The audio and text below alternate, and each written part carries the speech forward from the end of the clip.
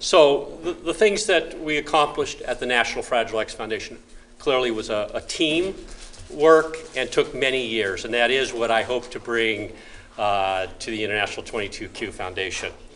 So yes, I am the executive director at the foundation. I began about 10 months ago, still learning my way through the 22q world, trying to understand where 22q overlaps with Fragile X in some ways. Some of the experiences I had during my 14 years at the National Fragile X Foundation will lend themselves to this work. In other ways, not so much. So I'm still figuring some of that out. But I am really pleased to be part of this, and I have to tell you that I'm really impressed by the 22q community.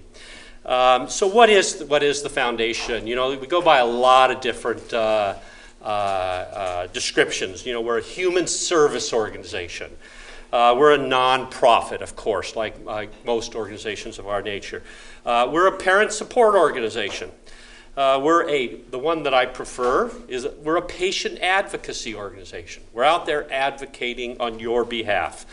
We're promoting awareness of 22q, deletion and duplication, and we're an educational organization.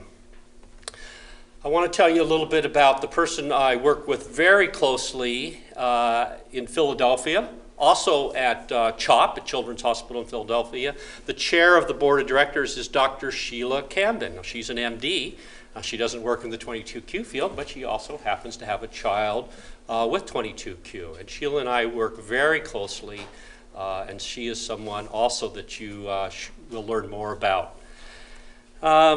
So an interesting thing has happened over the past few months. When I came to the foundation, there were 3 national organizations: the VCFS organization, the Dempster Family Foundation, and us. A few months ago, with very little warning, the VCFS Foundation closed its doors. And that was a loss to the community, no doubt.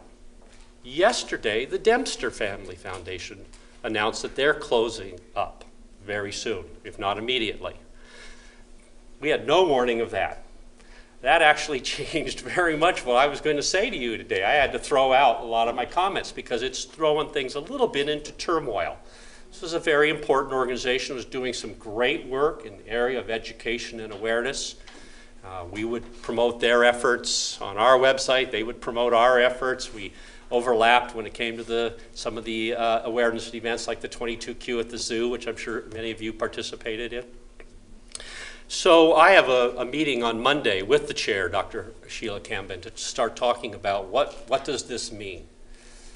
Now I know there are some other smaller web-based organizations that are also thinking nationally about 22q, but I think in many ways we are one of the largest, if not the largest, organization, and we're trying to think very, very globally. So when I first came, I realized one of the immediate priority was get the website fixed.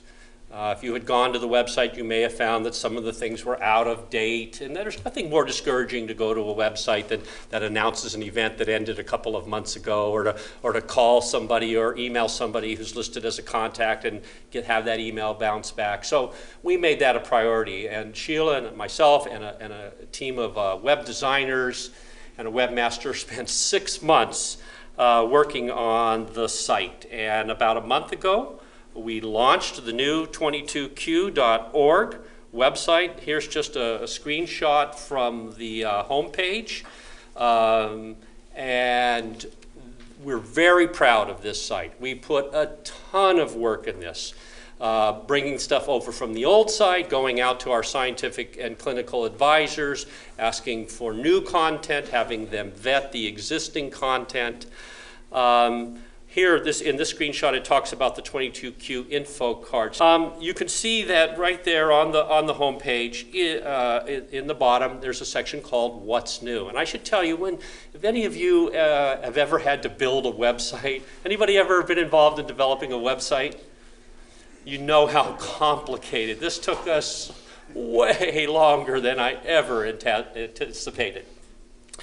Just yesterday, I'm working with a brand new webmaster, getting some of the things fixed.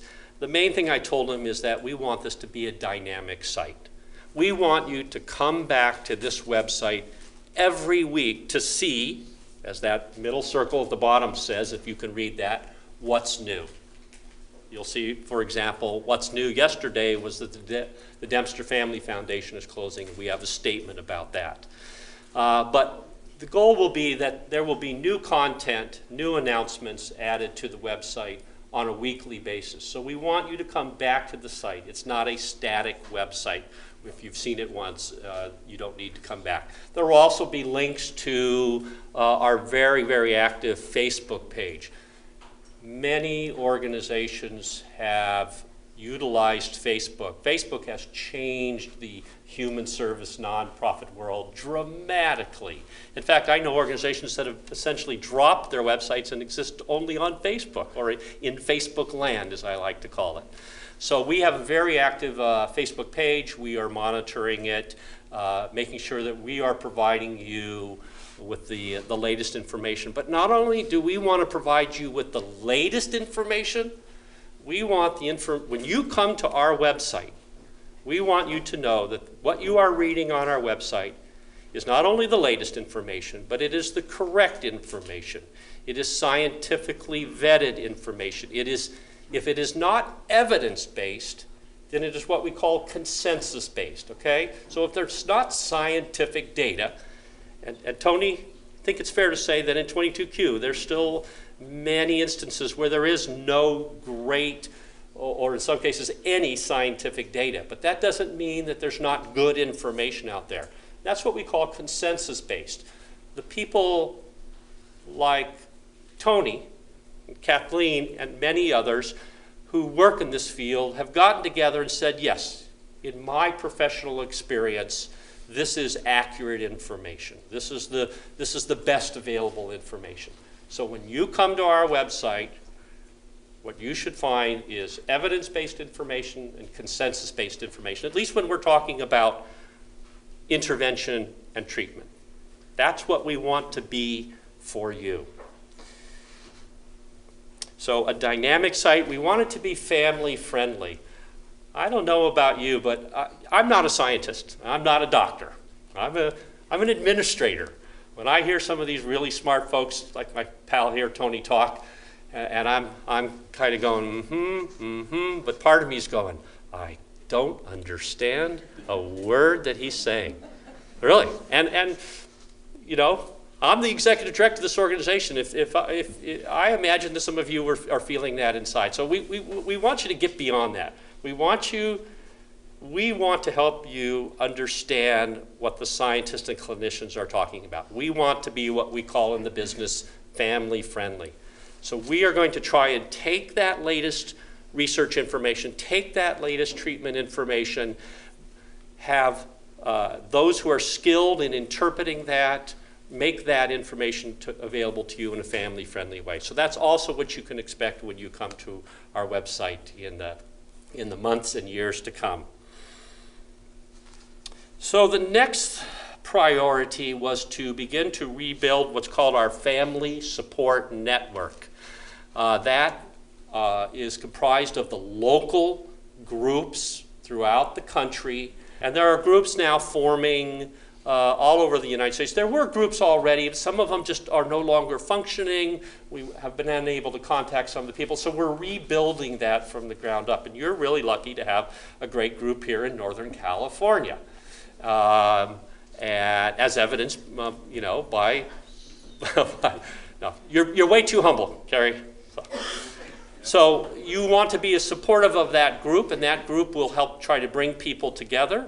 I was just talking to Carrie and to tell her that recently I know a new group has formed in Southern California, for example, and the foundation, part of what we do is bring people together.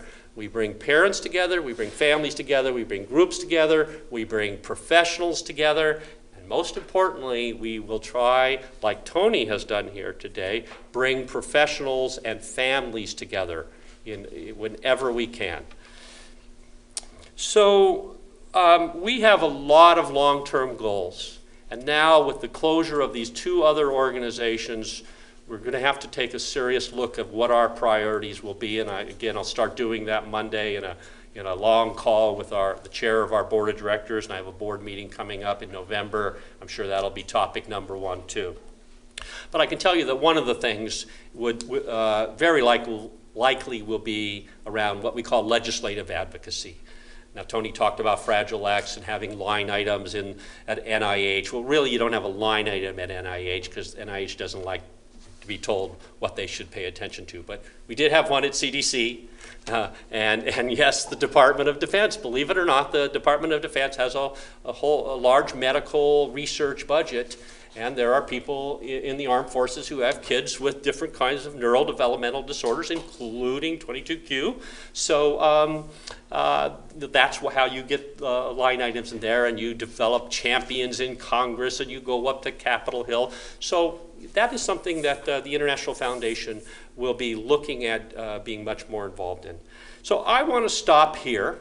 And I want to just take a few minutes here. And Carrie, can I ask for your help just to jot down any notes here? I have some questions. And this is sort of a last-minute addition to my talk when I learned that the Dempster Family Foundation was closing its doors. I want to know how we can best meet your needs. And I'm just kind of priming the pump here. How can we best meet your needs? What would make a difference in the day-to-day life of your family? Day-to-day life of your family. What are your worries about and hopes for the future? What would you like 22q treatment and research professionals to know? Now right there, that's about an hour to 2 hour discussion, so I'm sorry about that. But off the top of your head. Maybe we can get people also to write stuff down. Yes, that would be great if you could write stuff down. Yes, please. You mentioned the Southern California branch. What are they called? So they're San Diego based, I know that, and I think they're just called Southern California 22q, but you know what, it's on the website under Family Resource Groups, Family Support Network, excuse me. Yes? The Dempster Foundation has a budget for providing consultation with educational experts. That's something that would be really helpful. Okay, that's great to know. Thank you. Yes, I've heard of that. Others? How can we, yes, please. Is there a link for primary care pediatricians with sort of a checklist of maybe things that they could look out for to help them learn how to diagnose? So there is guidance for intervention professionals on our website, if that's what you're asking? Yeah. Yes. Can I just make also a comment there that we also created a video a number of years ago that actually features Kathy about medical surveillance. It's on our website, on the 22q website here at the Mine Institute. There's also a DVD that we can hand to people, but we should make sure that also gets linked on. Thanks. It's also on YouTube. So, yeah. Okay, good. On YouTube also, everywhere. First and then you. Okay, you first. Sibling support? Sibling support. So there is a section on sibling support, and I know that's a very important topic, not just to 22q, to all kinds of different special needs.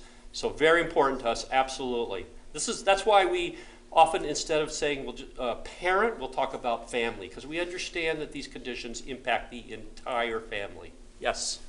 Do you guys have, or do you know where, like a template, kind of when you go to talk to the teachers, because a lot of them don't even know what the heck this is, or Okay. you don't want to bombard them with the 10 million books that you've read. You kind of want so is there like a printout where it's just like, quick, here's Well, oh, here, this is a beginning. Yeah. for teachers. So there is, and there's a lot of information on our website, and I'm still becoming familiar with it, but there is an educational section on there.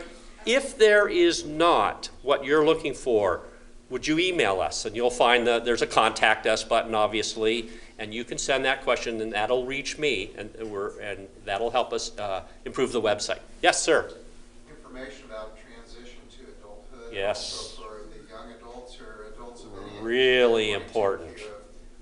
Our son is very computer savvy. If he had an interest, is there a part on the website that would? There is some information, but honestly, all neurodevelopmental disabilities. There needs to be way more.